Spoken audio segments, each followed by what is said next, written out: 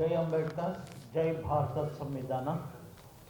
ಇವತ್ತಿನ ವೇದಿಕೆ ಪತ್ರಿಕಾಗೋಷ್ಠಿಯನ್ನು ಪರಮ ಪೂಜ್ಯ ಜ್ಞಾನಪ್ರಕಾಶ್ ಮಹಾಸ್ವಾಮೀಜಿಗಳ ದಿವ್ಯ ಸಾನ್ನಿಧ್ಯದಲ್ಲಿ ನಡೀತಾ ಇರೋದಕ್ಕೆ ನಾನು ಭಾಳ ಸಂತೋಷವನ್ನು ಪಟ್ಟಿದ್ದೇನೆ. ನಮ್ಮ ಸಮಾಜದ ರಾಜ್ಯಾಧ್ಯಕ್ಷರಾದಂಥ ಶ್ರೀಮತಿ ವಾಣಿ ಶಿವರಾಮ್ ಮೇಡಮ್ ಅವರು ಬಂದಿದ್ದಾರೆ.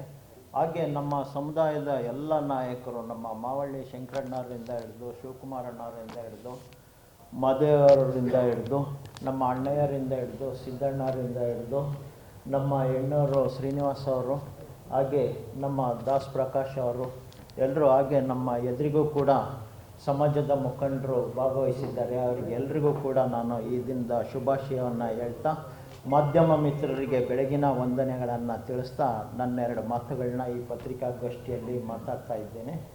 ನಾನು ಶ್ರೀ ಜಗದ್ಗುರು ಬಸವನಾಗಿದೇವ ಶರಣರು, ಜಗದ್ಗುರು ಛಲವಾದಿ ಗುರುಪೀಠದ ಪೀಠಾಧ್ಯಕ್ಷ ಸ್ವಾಮಿ.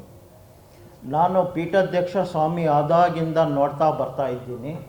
ನಾನು ಸಂವಿಧಾನದ ಸ್ವಾಮಿ ಅಂತ ಹೇಳಲಿಕ್ಕೆ ಇಷ್ಟಪಡ್ತೇನೆ. ಹಾಗೆ ನಮ್ಮ ಜ್ಞಾನಪ್ರಕಾಶ್ ಸ್ವಾಮೀಜಿಯವರ ವಿಡಿಯೋಗಳು ಎಲ್ಲವೂ ಕೂಡ ಸಂವಿಧಾನದ ಪರವಾಗಿ ಪೂರಕವಾಗಿ ಇರ್ತಕ್ಕಂಥದ್ದಕ್ಕೆ ನಾನು ಹಾರ್ದಿಕವಾದಂಥ ಅಭಿನಂದನೆಗಳನ್ನ ಈ ಸಂದರ್ಭದಲ್ಲಿ ಹೇಳಲಿಕ್ಕೆ ಇಷ್ಟಪಡ್ತೇನೆ.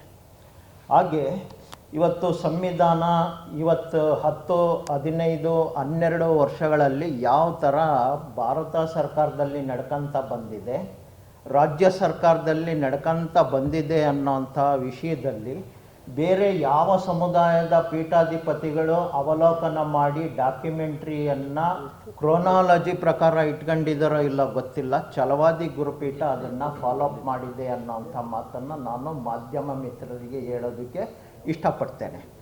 ಇವತ್ತಿನ ಈ ದುಸ್ಥಿತಿಗೆ ಆಡಳಿತ ಪಕ್ಷ, ವಿರೋಧ ಪಕ್ಷ, ನಮ್ಮ ರಾಜ್ಯ ಸರ್ಕಾರ ಇರ್ಬೋದು ಅಥವಾ ಭಾರತ ಸರ್ಕಾರ ಇರ್ಬೋದು, ಯಾಕೆ ಇವತ್ತಿನ ಮುಖಾಮುಖಿಗೆ ನಮ್ಮಂಥ ಮಠಾಧೀಶರು ಮಾತಾಡೋ ಅಂಥ ಅನಿವಾರ್ಯತೆ ಬಂದಿದೆ ಅಂತಂದರೆ, ನಾನು ವೈಜ್ಞಾನಿಕವಾಗಿ ಹೇಳ್ಬೇಕಪ್ಪ ಅಂತಂದರೆ, ಒಂದು DNA ಇದೆ, ಅದನ್ನು ಸೈಂಟಿಫಿಕ್ಕಾಗಿ HLA 120 ಅಂತ ಕರೀತಾರೆ.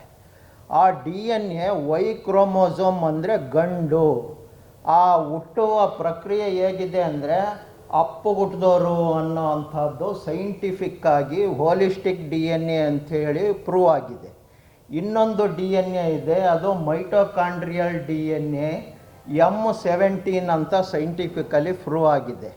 ಅದು ಖರಾಬ್ ಆಗಿರೋ DNA, take it permission granted.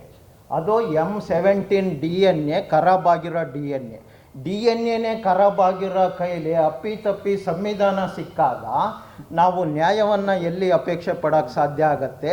ಸಾಮಾಜಿಕ ನ್ಯಾಯ ಅಂತ ಮಾತಾಡಿದ್ರೆ ಎಲ್ಲಿ ಸಿಗೋಕ್ಕೆ ಸಾಧ್ಯ ಆಗತ್ತೆ? ನಾನು ಬಡವ ಅಂತ ರಾಜಕಾರಣಿಯನ್ನು, ರಾಜಭವನವನ್ನು, ಸಂಸತ್ತನ್ನು, ರಾಷ್ಟ್ರಪತಿ ಭವನವನ್ನು ತಲುಪಲಿಕ್ಕೆ ಸಾಧ್ಯನೇ ಇಲ್ಲ. ಇಂಥ ದುಸ್ಥಿತಿಯಲ್ಲಿ ಛಲವಾದಿ ಜಗದ್ಗುರು ಪೀಠದ ಸ್ವಾಮೀಜಿಗಳು ಸಂವಿಧಾನದ ಓರಿಯೆಂಟೇಷನ್ನಿಂದ, ನಮ್ಮೆಲ್ಲರ ನಾಯಕರ ಸಹಾಯದಿಂದ ಈ ದುಸ್ಥಿತಿಯನ್ನು ಕೆಲವು ವರ್ಷಗಳಲ್ಲಿ ತೆರೆ ಸರಿಸುತ್ತೇವೆ ಅನ್ನೋಂಥ ಮಾತನ್ನು ನಾನು ಹೇಳಲಿಕ್ಕೆ ಇಷ್ಟಪಡ್ತೇನೆ. ಈ ನನ್ನ ಮಾತುಗಳ ಬಗ್ಗೆ ಅಥವಾ ಇಲ್ಲಿ ಮಾತಾಡಿದಂಥರ ಮಾತುಗಳ ಬಗ್ಗೆ ಯಾರಿಗೇನೇ ಡೌಟ್ ಇದ್ದರೂ ನಿಮ್ಮ ಪ್ರಶ್ನೆಗಳನ್ನ ನಾವು ಸ್ವಾಗತ ಮಾಡ್ತೇವೆ. ಎಣ್ಣೂರು ಕೂಡ